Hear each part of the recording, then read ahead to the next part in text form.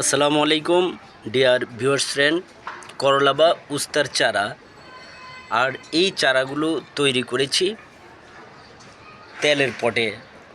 5 লিটারের তেলের পটটাকে কেটে একটা টব তৈরি করেছি।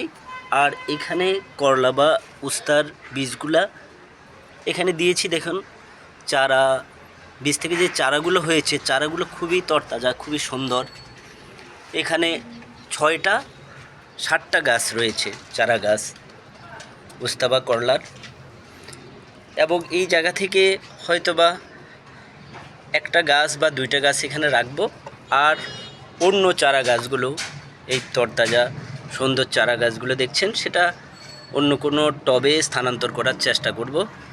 আপনারা যদি আমার পাশে কেউ থাকতেন, আশেপাশে, আপনাদেরকে হয়তোবা 2-1টি চারা দিতে পারতাম, কিন্তু আপনারা তো পাশে নেই। এরপরে আপনাদেরকে দেওয়ার ইচ্ছা থাকলেও হয়তো সম্ভব হচ্ছে না। আপনারাও চেষ্টা করলে এভাবে আপনারা টবে নিজেদের শখ বা ভালো লাগার জন্য এভাবে টবে আমরা গাছ লাগাতে পারি। এই গাছগুলো পরবর্তীতে বড় হলে অথবা কিভাবে এগুলোকে যত্ন করেছি পরে, সেই সংক্রান্ত পরবর্তীতে ভিডিও আপলোড দেওয়ার চেষ্টা করব। আপনাদের কোনো প্রশ্ন থাকলে কমেন্টস করে জানালে আমি ফ্রি হয়ে উত্তর দেওয়ার চেষ্টা করব। সবাই ভালো থাকবেন, বেশি বেশি করে গাছ লাগাবেন। ধন্যবাদ।